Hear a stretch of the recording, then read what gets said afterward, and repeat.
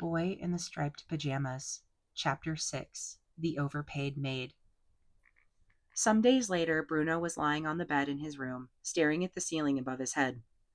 The white paint was cracked and peeling away from itself in a most unpleasant manner, unlike the paintwork in the house in Berlin, which was never chipped and received an annual top-up every summer when Mother brought the decorators in. On this particular afternoon, he lay there and stared at the spidery cracks, narrowing his eyes to consider what might lie behind them.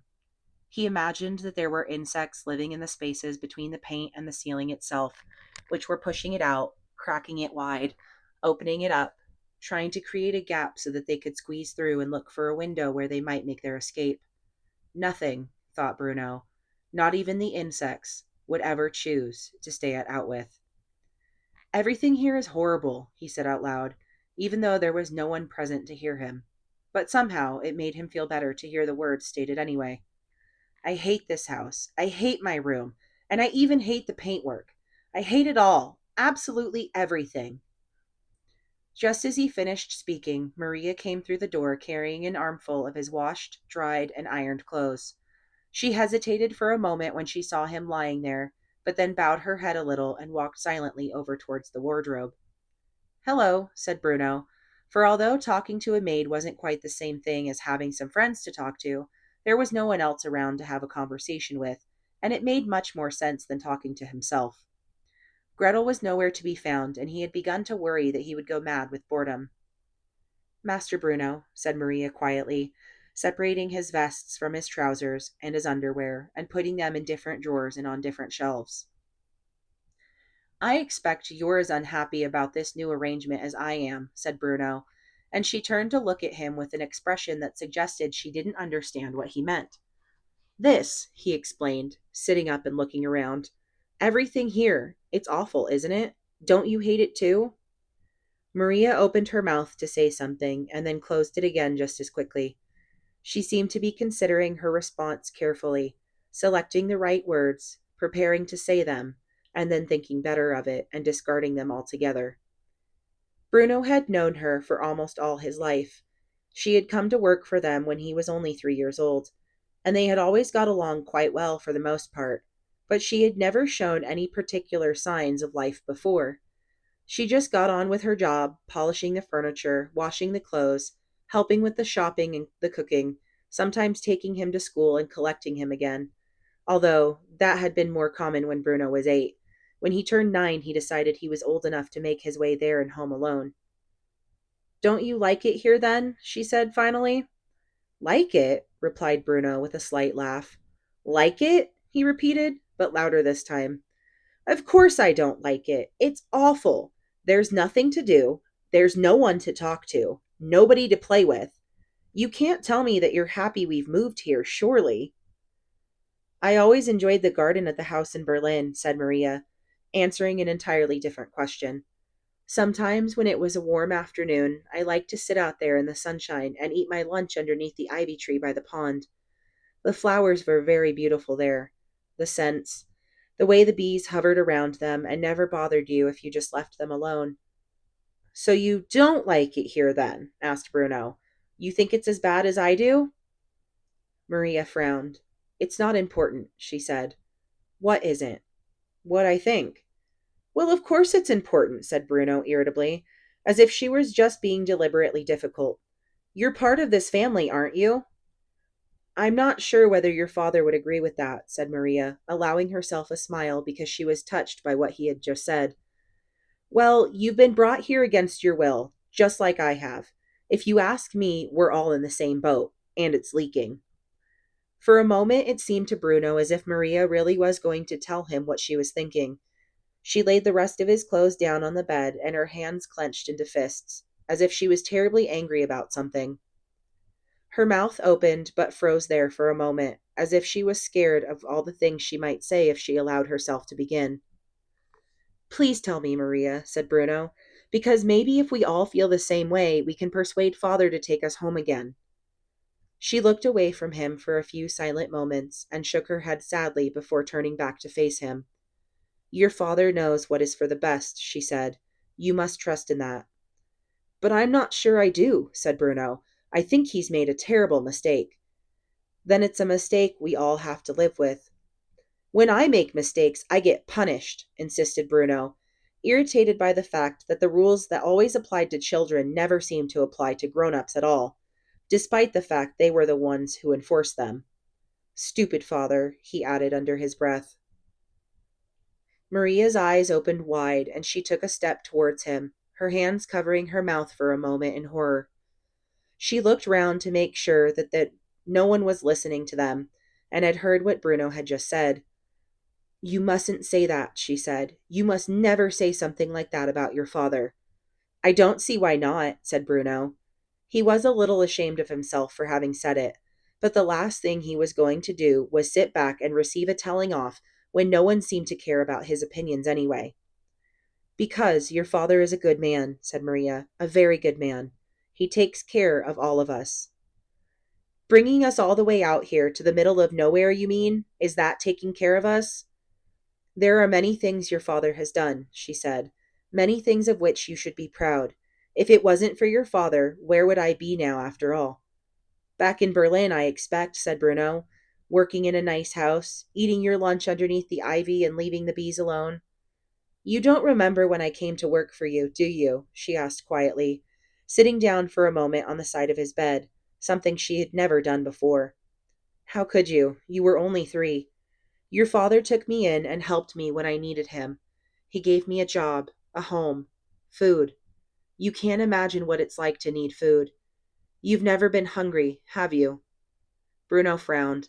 He wanted to mention that he was feeling a bit peckish right now, but instead he looked across at Maria and realized for the first time that he had never fully considered her to be a person with a life and a history all of her own. After all, she had never done anything, as far as he knew, other than be his family's maid. He wasn't even sure that he had ever seen her dressed in anything other than her maid's uniform. But when he came to think of it, as he did now, he had to admit that there must be more to her life than just waiting on him and his family. She must have thoughts in her head, just like him. She must have things that she missed, friends whom she wanted to see again, just like him.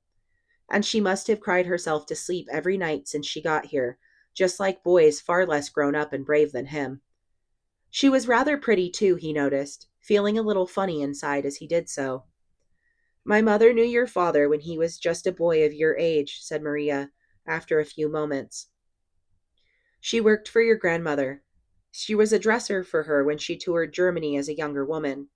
She arranged all the clothes for her concerts, washed them, ironed them, repaired them. Magnificent gowns, all of them.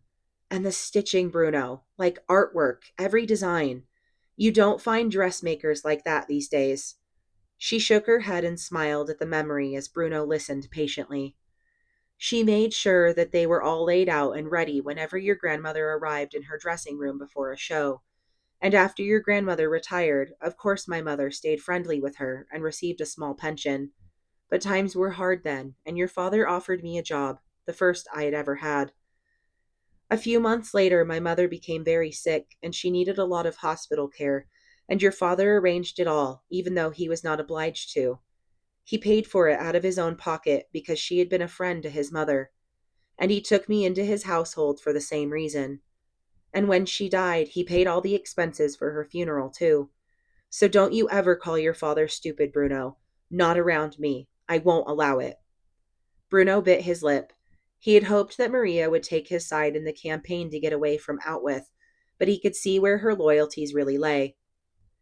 And he had to admit that he was rather proud of his father when he heard that story. Well, he said, unable to think of something clever to say now, I suppose that was nice of him. Yes, said Maria, standing up and walking over toward the window, the one through which Bruno could see all the way to the huts and the people in the distance. He was very kind to me then, she continued quietly, looking through it herself now and watching the people and the soldiers go about their business far away. He has a lot of kindness in his soul, truly he does, which makes me wonder. She drifted off as she watched them, and her voice cracked suddenly, and she sounded as if she might cry. Wonder what? Asked Bruno. Wonder what how he can what? Insisted Bruno. The noise of a door slamming came from downstairs and reverberated through the house so loudly, like a gunshot, that Bruno jumped and Maria let out a small scream. Bruno recognized footsteps pounding up the stairs toward them, quicker and quicker, and he crawled back on the bed, pressing himself against the wall, suddenly afraid of what was going to happen next. He held his breath, expecting trouble, but it was only Gretel, the hopeless case. She poked her head through the doorway and seemed surprised to find her brother and the family maid engaged in conversation. "What's going on?" asked Gretel. "Nothing," said Bruno defensively. "What do you want? Get out." "Get out yourself," she replied, even though it was his room, and then turned to look at Maria, narrowing her eyes suspiciously as she did so. "Run me a bath, Maria, will you?" she asked. "Why can't you run your own bath?" snapped Bruno. "Because she's the maid," said Gretel, staring at him. "That's what she's here for." "That's not what she's here for," shouted Bruno, standing up and marching over to her. "She's not just here to do things for us all the time, you know, especially things that we can do for ourselves." Gretel stared at him as if he had gone mad, and then looked at Maria, who shook her head quickly. "Of course, Miss Gretel," said Maria. "I'll just finish tidying your brother's clothes away, and I'll be right with you." "Well, don't be long," said Gretel rudely, because unlike Bruno, she never stopped to think about the fact that Maria was a person with feelings just like hers, before marching off back to her room and closing the door behind her. Maria's eyes didn't follow her, but her cheeks had taken on a pink glow. "I still think he's made a terrible mistake," said Bruno quietly after a few minutes, when he felt as if he wanted to apologize for his sister's behavior, but didn't know whether that was the right thing to do or not. Situations like that always made Bruno feel very uncomfortable because, in his heart, he knew that there was no reason to be impolite to someone, even if they did work for you. There was such a thing as manners, after all. "Even if you do, you mustn't say it out loud," said Maria quickly, coming towards him and looking as if she wanted to shake some sense into him. "Promise me you won't." "But why?" he asked, frowning. "I'm only saying what I feel. I'm allowed to do that, aren't I?" "No," she said. "No, you're not." "I'm not allowed to say what I feel?" he repeated, incredulous. "No," she insisted, her voice becoming grating now as she appealed to him. "Just keep quiet about it, Bruno. Don't you know how much trouble you could cause, for all of us?" Bruno stared at her. There was something in her eyes, a sort of frenzied worry, that he had never seen there before, and that unsettled him. "Well," he muttered, standing up now and heading over towards the door, suddenly anxious to be away from her. "I was only saying I didn't like it here, that's all. I was just making conversation while you put the clothes away. It's not like I'm planning on running away or anything, although if I did, I don't think anyone could criticize me for it." "And worry your mother and father half to death?" asked Maria. "Bruno, if you have any sense at all, you will stay quiet and concentrate on your schoolwork and do whatever your father tells you. We must all keep ourselves safe until this is all over. That's what I intend to do anyway. What more can we do than that after all? It's not up to us to change things." Suddenly, and for no reason that he could think of, Bruno felt an overwhelming urge to cry. It surprised even him, and he blinked a few times very quickly so that Maria wouldn't see how he felt. Although, when he caught her eye again, he thought that perhaps there must be something strange in the air that day, because her eyes looked as if they were filling with tears too. All in all, he began to feel very awkward, so he turned his back on her and made his way to the door. "Where are you going?" asked Maria. "Outside," said Bruno angrily, "if it's any of your business." He had walked slowly, but once he left the room, he went more quickly towards the stairs, and then ran down them at a great pace, suddenly feeling that if he didn't get out of the house soon, he was going to faint away. And within a few seconds, he was outside, and he started to run up and down the driveway, eager to do something active, anything that would tire him out. In the distance, he could see the gate that led to the road that led to the train station that led home.